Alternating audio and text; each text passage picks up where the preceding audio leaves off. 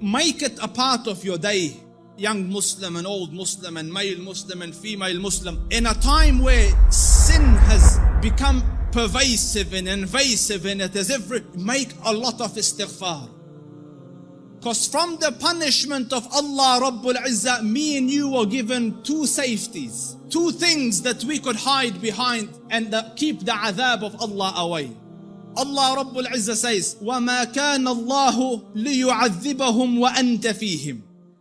The first, the Prophet, so long as Allah said, so long as he is amidst you, I will not punish you. So the Rasul died and left. His sunnah is with us, but the Rasul went. The second one, and Allah will not punish them so long as they seek forgiveness. So the only salvation you have now is perpetual istighfar. The Rasul sallallahu alayhi wasallam says, I say more than 100 istighfar a day, and some say in a gathering.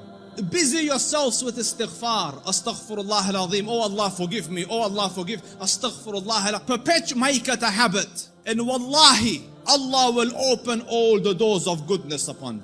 In the time of Hassan al-Basri, he was alim, zahid, taqiyyun, naqi, lillahi al-wali, min al-shaytani bari, a righteous man. And he had students. So he was busy with them. And a man came and he said, Shaykh, I have problems. So he goes, what's your problem? So he goes, there's no rain in our land. Drought has come. Give me something to do. So he said, increase the saying of istighfar.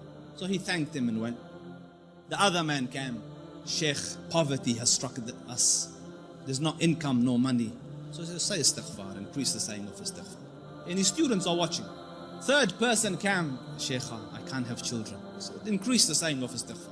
So the students look at the Sheikh, every person came with whatever sickness, you have one medication, just injecting everyone the same thing. What's going on?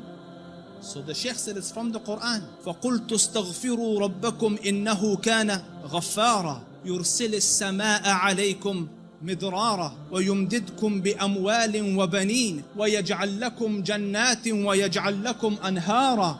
Make istighfar of Allah. Allah will send the sky down with helpful rain for you. He will bestow you with wealth and progeny and make your gardens grow, and around it springs of water will come. All for the saying of istighfar and the returning to Allah Rabbul Izzah with seeking forgiveness of Allah Rabbul Izzah. Make istighfar, Muslims. Amidst the scholars of the past, one of the famous ones is Ahmad ibn Hanbal. They call him the Imam of Ahlul Sunnah. And such a giant of an Imam, some of the people in his madhab say that no one served the religion after Abu Bakr radiallahu anhu more than Ahmad ibn Hanbal. Because just in the days of Mihna, for years he took imprisonment and house arrest, but he would not budge on his stance on the deen.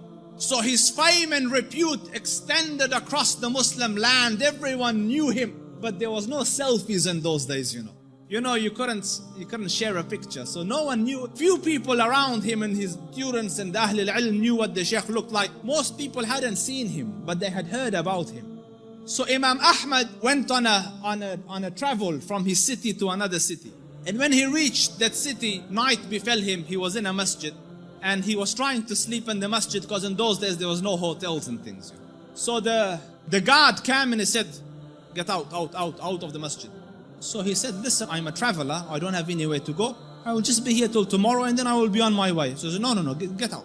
So the Shaykh went and sat outside the door. Can you imagine? This was a man, who, when he used to walk, hundreds would be walking with him and they would kiss his head and hold his books. Imam Ahmad was Imam Ahmad. Now he's sitting at the door of the masjid. So he looks at him and goes, didn't I tell you to go? He goes, I'm outside. He goes, no, get out. So he said, listen, it's just... So he said he held the Imam from his leg and dragged him onto the street. Imam Ahmad. So, and the Shaykh, subhanallah, And when he's landed in the middle of the road, across the road was a baker, the one that makes bread. So the baker saw him and he goes, listen, he sees in him signs of piety and taqwa. So he goes, come here and sleep in my bakery, and I'm making the dough all night and fixing the bread, because people will come at Fajr to buy, but you sleep here as I'm doing my work. So the Imam thanked him and went and laid down, but he's watching him, that every time he makes the dough, he says, Astaghfirullah, Astaghfirullah, Astaghfirullah. And as he's making Astaghfirullah, Astaghfirullah. So all night he saw this man, Istighfar, Istighfar, Istighfar. So He went to him, he goes, for how long have you been on this practice? For how long have you been practicing this? So he said, for a long time now. So he said, for how long? He said, for a long time. So he goes, have you seen any benefits? Because no one can be so consistent and perpetual on dhikr and on istighfar and Allah not grant him some favor. So he goes, I've realized that whatever dua I ask, Allah grants me, except for one dua that he hasn't accepted. So he said, what dua was this? He said, I prayed that, Ya Rab, let me see Imam Ahmad ibn Hanbal, and so far I haven't seen him. So the Shaykh said, he goes, Subhanallah, he dragged me by my feet to come into your bakery. Simply cause, imagine, out of my city into his house, out of his house when I was refusing, dragged me by my feet so that I could come and answer to your dua.